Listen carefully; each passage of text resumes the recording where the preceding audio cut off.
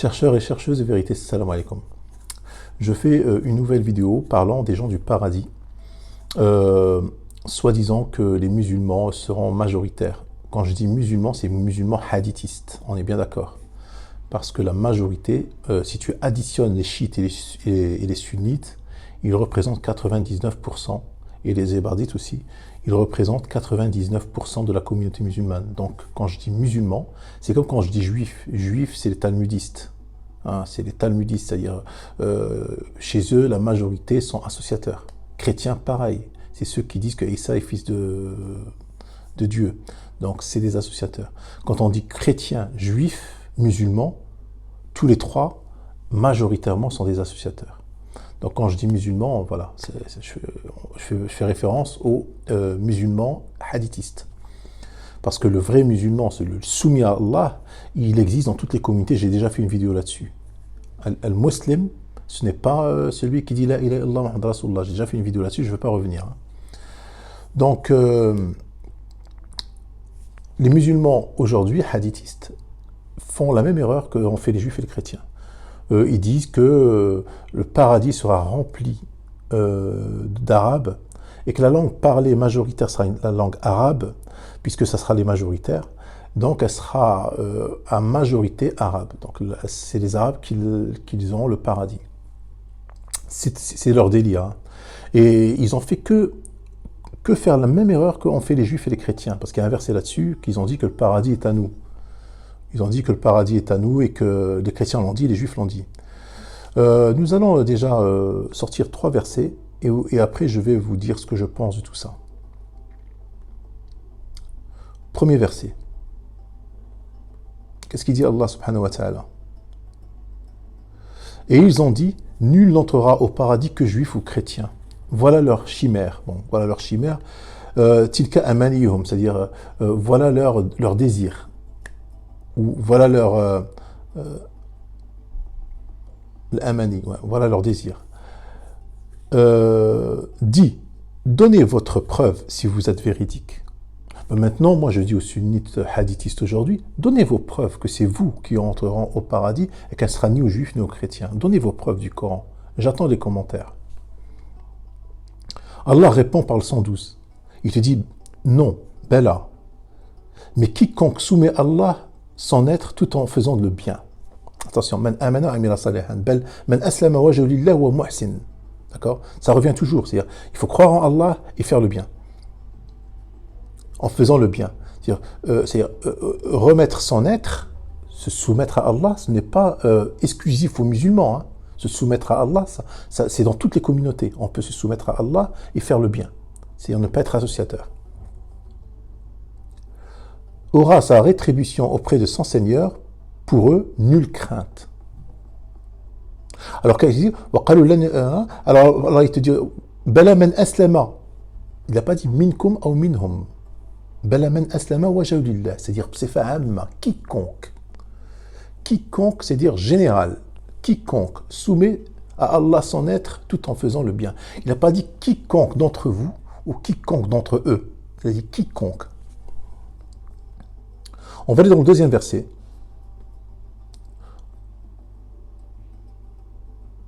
Allah il dit dans le 69 surat Al-Ma'idah, ceux qui ont cru, ceux qui se sont judaïsés, les sabéens et les chrétiens, ceux parmi eux, alors parmi eux, attention, hein, man amana billah wal yawm al-akhir. Non là c'est mal traduit, c'est pas parmi eux. C'est mal traduit. Man amana billah wal yawm al-akhir.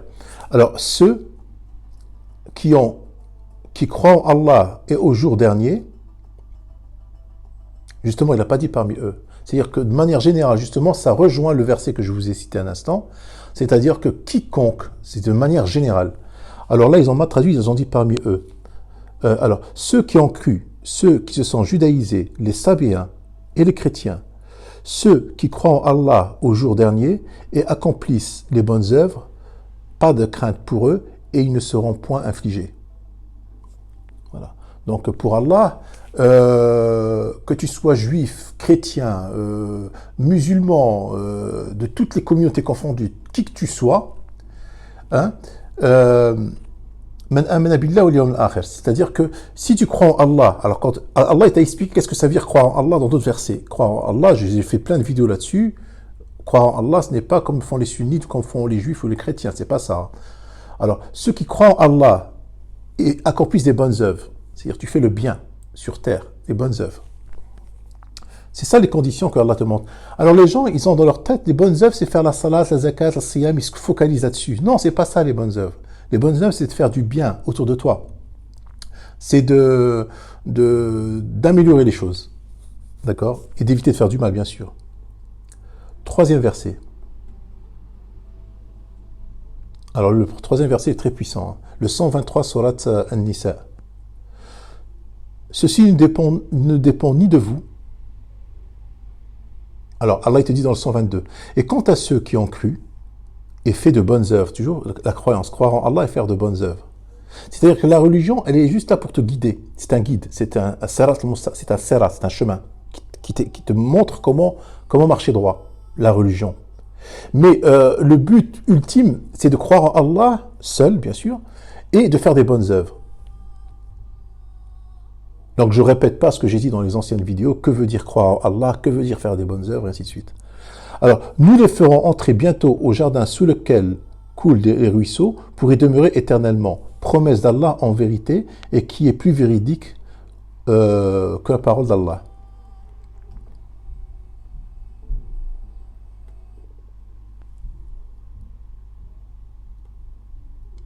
Qui est véridique que la parole d'Allah.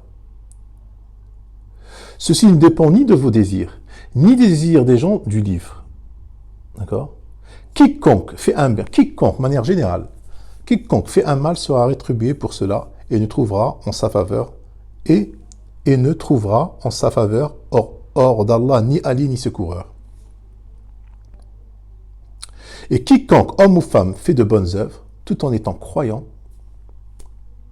les voilà ceux qui entreront au paradis. Les voilà ceux qui entreront au paradis. Alors, qui font des bonnes œuvres. Les bonnes œuvres, ce n'est pas salat, ce n'est pas siyam, le jeûne, ce n'est pas salat, ce n'est pas... les bonnes œuvres, c'est autre chose. Les bonnes œuvres, c'est faire le bien. C'est, par exemple, tu fais du bien, tu fais du bien.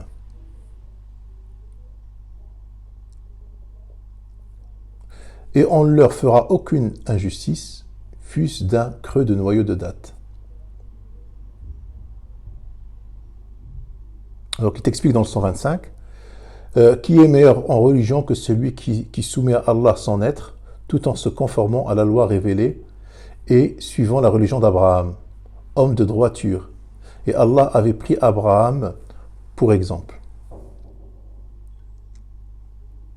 Donc c'est ça en fait le but. Le but pour entrer au paradis, la condition c'est ça.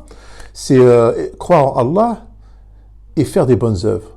Et le sunnite dit, nous sommes, nous, dans le droit chemin, nous avons eu la révélation de Dieu, il nous demande de faire la salat, nous faisons ce que Allah nous demande, donc nous serons majoritaires au paradis, donc c'est que mensonge, c'est que de la poudre aux yeux, c'est pas vrai, c'est pas vrai. Eux, alors, maintenant, si on revient au premier verset du début, ils ont fait exactement ce qu'ont fait les juifs et les chrétiens, et ils ont dit, nul n'entrera au paradis que juifs ou chrétiens. Les sunnites, ils ont dit, nul ne rentrera au paradis que les musulmans. D'accord? Les juifs et chrétiens ne rentreront pas. Ils ont fait... Alors, le 111 de Surat Al-Baqarah, c'est-à-dire qu'ils ne croient pas au 111. Il a déni. Il dénie ce verset-là. Et Allah, il te dit, wa kafaru bi ayatina. C'est-à-dire, c'est qui le mushrikin? C'est ceux qui l'ont dit, kafaru bi ayatina. C'est-à-dire qu'ils ont mécru en nos versets, qui ont dénié nos versets. Donc eux, ils dénient ce verset, puisqu'ils font la même erreur que les juifs et les chrétiens. Les juifs et les chrétiens disent que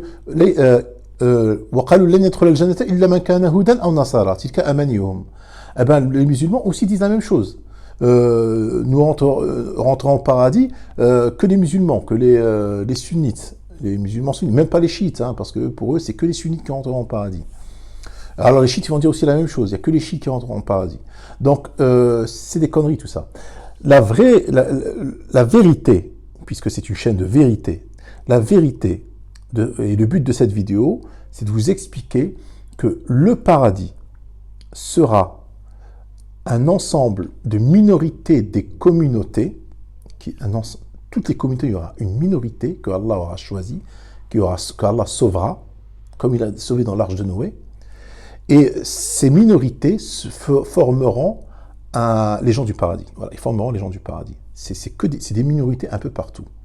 Hein. C'est ni les juifs qui rentreront exclusivement, ni les chrétiens, ni les musulmans. Bon, maintenant, moi, j'ai mon avis personnel par rapport, mais je ne peux pas le dire dans cette vidéo, par rapport aux musulmans comparables aux autres communautés. J'ai mon avis personnel. Il suffit juste d'observer, vous observez les autres peuples, le mal et le bien qu'ils font. Et vous observez le mal que les Arabes font. C'est-à-dire, maintenant, si tu vas regarder par exemple dans la péninsule arabique, il y avait tellement d'espèces animales. Vous regardez juste Ibn Khaldoun qui raconte, c'est un historien berbère. C'est lui qui a inventé la sociologie. Ibn Khaldoun, pour les Arabes qui le connaissent. C'est l'inventeur de la sociologie. Il raconte que les Arabes, quand ils sont arrivés en Afrique du Nord, il y avait déjà une forme de civilisation avancée, hein, à l'époque, avant que l'islam arrive. Ils avaient des maisons avec des toits, avec des poutres, ils avaient une façon de vivre, on va dire, élaborée. Mais quand les Arabes sont arrivés par le désert, ils sont arrivés avec des tentes, c'était des nomades, ou des semi-nomades. Ils arrachaient tout sur leur passage. Ils détruisaient des maisons juste pour avoir, parce qu'eux, ils vivaient comment? Ils vivaient sous des tentes, il leur fallait quoi? Il leur fallait 3 cailloux pour mettre leur marmite, et il leur fallait des poutres. Alors, ils détruisaient des maisons pour avoir ces poutres pour mettre leur tente debout. Et c'était des gens qui détruisaient tout sur leur passage. Il y a eu des animaux qui, en une décennie, des animaux qui ont été décimés, qui ont disparu. Et dans la péninsule arabique, quand vous regardez dans l'histoire, le désert, il n'est pas désert. Vous regardez dans le désert de Namibie, par exemple, il y a des vies là-bas. Il y a des animaux qui vivent dans le désert de Namibie. Il y a même des lions. Et là, dans le désert d'Arabie, il n'y a plus rien. Plus rien, plus rien, plus d'animal. C'est fini. Plus rien. Bon, moi, j'ai mon avis là-dessus. Hein. Je le garde pour moi, en observant ce que les gens font, ce que l'histoire, comme les gens ont... Voilà. Et là, tu vois tout de suite, tu travailles ta tête, tu vois tout de suite le paradis où il y aura des minorités un peu de partout, des minorités chez les chrétiens, des minorités chez les juifs, chez les bouddhistes, des minorités chez... Il y a des gens qui amana billahi wa amila salihan, c'est-à-dire qu'il a cru en Allah et fait le bien. C'est ce qu'il demande Allah, d'accord? Et wa aslama wajhahu lillah, c'est-à-dire qu'il se soumet entièrement à Allah. Ça existe dans toutes les communautés. Et quand tu compares dans les autres communautés ce qu'ils ont fait de leur société, de leur civilisation et leur capacité aussi de destruction, parce que tout le monde est destructeur finalement. L'homme, dans sa nature, il est comme ça. Quand tu les compares aux Arabes, ben, le calcul est vite fait, hein, je suis désolé. Hein. Salam alaikum.